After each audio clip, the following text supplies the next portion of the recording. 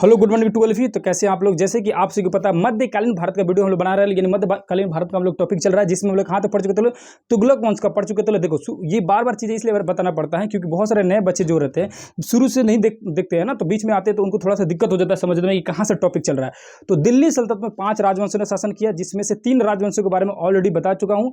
जो नहीं देखेंगे प्ले लिस्ट में जाइएगा, बहुत सारा वीडियो वहाँ पर डाला गया, जाकर आसानी से आप देख सकते हैं। ठीक है, यहाँ पे हम लोग पढ़ना है सैयद वंश और उसके बाद लोधी वंश, यानी आज दिल्ली सल्तनत खत्म हो जाएगा। तो आज का वीडियो शुरू करते हैं। तो मैं हूं आलमगीर आलम और आप क्या देख रहे हैं, अपना ही चैनल आलम स्टडी सेंटर 08। यहाँ पर सैयद वंश के बारे में देखना है। तो सैयद वंश के संस्थापक कौन है? खिज्र खान है। और ये खिज्र खान आता कहाँ से? तो तुगलक वंश का अंतिम जो शासक है उसको मार देता है। क्यों मारता है इसे पिछले क्लास में बताया था, थोड़ा सा और आपको बता देता हूँ, थोड़ा सा और उसको थोड़ा सा याद कर लेते हैं। नसरुद्दीन महमूद तुगलक जो था वो तैमूर लंग के डर के मारे, उससे डर के क्या करता है, भाग जाता है दिल्ली सल्तनत छोड़ के। तैमूर लंग कौन है? बाहरी आक्रमणकारी है जो दिल्ली सल्तनत में आता है आक्रमण करने के लिए, जिसके डर से कौन भाग जाता है? नसरुद्दीन महमूद जो तुगलक वंश का अंतिम शासक है। उसी का बहाना देके, उसी का फायदा उठाकर ये क्या करता है, खिज्र खां क्या करता है, उसी नसरुद्दीन महमूद तुगलक को, यानी तुगलक का अंतिम शासक को मार देता है। ठीक है, मारने के बाद ये स्वतंत्र हो जाता है, ये जो खिज्र खां है। और ये खिज्र खां उस समय पंजाब का सूबेदार था। बाद में ये तैमूर लंग के सपोर्ट में मार देता है। उसके बाद ये तैमूर लंग क्या करता है, दिल्ली का सूबेदार बन जाता है। किसके सपोर्ट से बनता है? तैमूर लंग के सपोर्ट से बनता है। तैमूर लंग है कौन? तैमूर लंग जो है बाहरी आक्रमणकारी है, याद रखना है। ठीक है, समझ रहे कि नहीं समझ रहे? तो खिज्र सैयद वंश का संस्थापक कौन है? खिज्र खां है। दिल्ली का सूबेदार बन जाता है। सुल्तान की उपाधि धारण नहीं करता है। अब सुल्तान की उपाधि में कई बार बता चुका हूं कि तुर्की का जो खलीफा होता था ना, उससे एक रजिस्ट्रेशन कराना पड़ता था। रजिस्ट्रेशन कराने के बाद आप खलीफत, यानी आपको मतलब एक आपको सुल्तान की उपाधि मिलती थी। वहां से आप रजिस्ट्रेशन करा के आ रहे हैं तभी आप सुल्तान कहलाएंगे, यानी नहीं करा रहे हैं तो नहीं सुल्तान कराएंगे। तो ये जो खिज्र खां जो था ये सुल्तान नहीं बना है। इसका अगला जो शासक है वो सुल्तान बना है। उतना कोई खास इन लोगों के बारे में जानने की जरूरत नहीं है। अंतिम इसका शासक जो है, इस अंतिम शासक का क्या नाम है? अलाउद्दीन आलम। अलाउद्दीन आलम को मार देता है बहलोल लोदी, याद रखना है। 1451 ईस्वी में, यहाँ पर देख सकते हैं 1451 ईस्वी में बहलोल लोदी जो है अलाउद्दीन आलम, यानी सैयद वंश का अंतिम शासक अलाउद्दीन आलम को मारकर लोदी वंश की शुरुआत कर देगा, याद रखिएगा। ठीक है, लोदी वंश की शुरुआत कौन कर रहा है?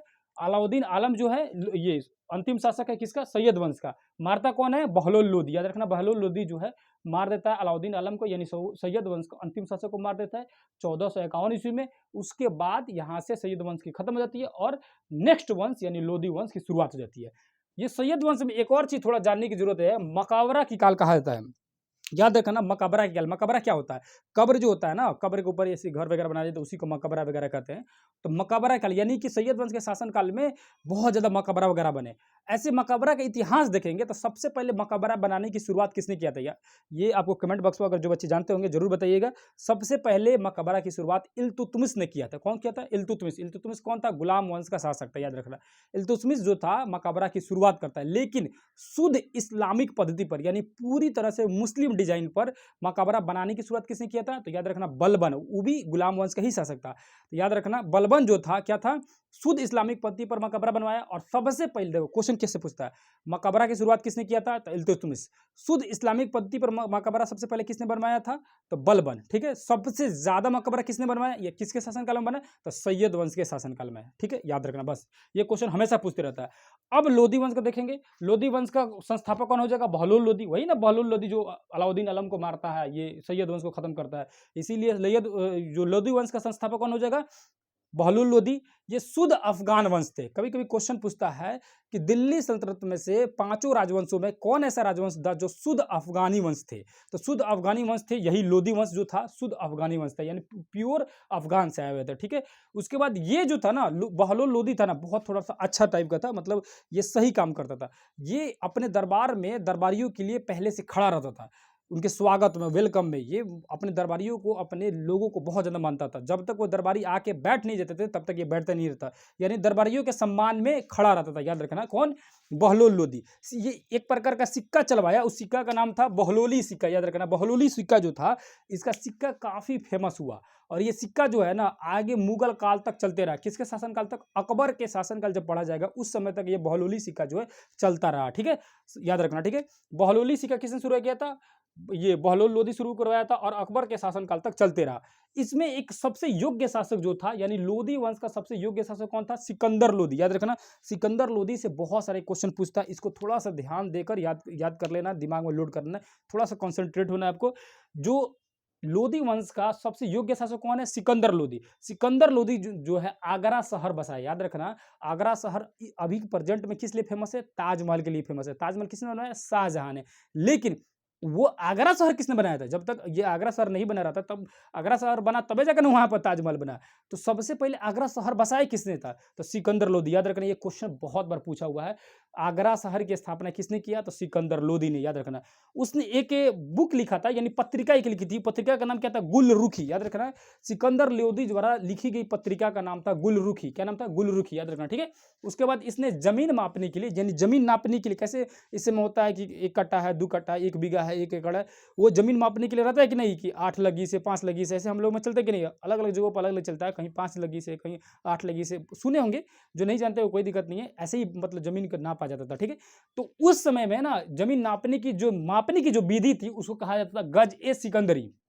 क्या? यहाँ पे ध्यान दीजिएगा, लिखा हुआ है गज ए सिकंदरी। क्या? गज ए सिकंदरी जो जमीन मापने की विधि थी, यानी जमीन मापने की, मेजरमेंट करने के लिए मापने वाला मापक था। समझ रहे हैं? समझ रहे हैं? जमीन मापने वाली माप कौन सी थी? गज ए सिकंदरी। याद रखना, गज ए सिकंदरी किसने शुरू किया था? या गज ए सिकंदरी किससे रिलेटेड है? तो सिकंदर लोदी से रिलेटेड है, ठीक है। उसके बाद इसका अगला शासक है, यानी अंतिम शासक जो है लोदी वंश का, इब्राहिम लोदी। इब्राहिम लोदी कौन बनता है? ये लोदी वंश का अगला शासक, यानी अंतिम शासक बनता है, ठीक है। इसके बाद ये इब्राहिम लोदी खत्म हो जाता है, इसीलिए ये अंतिम शासक है। इसके शासनकाल में 1518 ईस्वी में राणा सागर से ये पराजित होता था, ठीक है। राणा सागर जो है, राणा सागर क्षेत्र में रहते थे जो राणा सागर जो शासक है, वो उनसे कौन हार जाता है? ये इब्राहिम लोदी हार जाता है। पहली बार कोई शासकों की बुरी तरह से हार होती है, ठीक है। तो राणा सागर से हार जाता है, और इसके रिश्तेदार थे, किसके रिश्तेदार? ये इब्राहिम लोदी के रिश्तेदार थे। दो व्यक्ति के नाम याद रखिएगा, आलम लोदी और दौलत खां लोदी। याद रखना, आलम खां लोदी और दौलत खां लोदी। आलम खां लोदी और दौलत खां लोदी। ये आलम खां लोदी और दौलत खां लोदी जो थे ना, ये किसके? इब्राहिम लोदी के रिश्तेदार थे, लेकिन इब्राहिम लोदी से काफ़ी जलते थे। यही ये आलम खां लोदी और जो दौलत खां लोदी थे, ये नाम है दौलत खां, और सही बात में, सही महीने में ये दौलत के बहुत ज़्यादा लालची थे, ठीक है। ये बाबर को यही आमंत्रित करते हैं। आमंत्रित करने मतलब क्या होता है? बुलाना, ठीक है। ये बाबर को यही बुलाते। देखो उसमें क्या हुआ था ना, जैसे ये पहले ही बता चुके हैं कि ये क्षेत्र जो है भारत का, ये वाला क्षेत्र पहले पाकिस्तान भारत में था, 1947 में लगा हुआ। तो यहाँ तक क्या हुआ, ये अफगानिस्तान वाला क्षेत्र है, ठीक है। तो अफगान में जो बाबर है ना, बाबर बहुत सारे काबुल, कंधार वगैरह बहुत सारे क्षेत्र को जीत रहा था। जीतते जीतते वो आगे की तरफ बढ़ रहा था। यहाँ पर ये पाकिस्तान के बहुत सारे क्षेत्र में आ चुका था, ठीक है। और यहाँ पर ये शासन करते थे कहाँ? ये पानीपत वगैरह क्षेत्र, ये हरियाणा वगैरह, ये दिल्ली हो गया, दिल्ली का शासक हो गया इब्राहिम लोदी, यहाँ पर शासन करते थे। ये सब क्षेत्र उनके अंडर में आता था। तो यहाँ तक बाबर पहुँच गया था, ठीक है। ये पाकिस्तान के बहुत सारे क्षेत्रों में, सिंध तक आ चुका था। ये कौन आ चुका था? सिंध तक ये बाबर आ चुका था। तो यहाँ पर इब्राहिम लोदी के रिश्तेदार रहते थे कौन? दौलत खां लोदी और आलम खां लोदी। ये इसको मतलब लेटर वगैरह या चिट्ठी भेजते हैं, आमंत्रित करते हैं कि आप आइए यहाँ पे शासन कीजिए, मतलब इब्राहिम लोदी से लड़िए। और ये दौलत खां लोदी और आलम खां लोदी सपोर्ट कर देते हैं बाबर को, और बाबर क्या कर देता है? यहाँ पर चढ़ाई कर देता है। बाबर के बारे में मुगल वंश में बढ़ाएंगे, डिटेल्स बढ़ाएंगे, क्यों चढ़ाई करता है, क्या वजह था, अभी इब्राहिम लोदी को देखना है, ठीक है। तो इब्राहिम लोदी पर कौन चढ़ाई करता है? बाबर चढ़ाई कर देता है। और एक भयानक युद्ध होता है जिसको कहा जाता है पानीपत का प्रथम युद्ध। याद रखना, पानीपत का प्रथम युद्ध।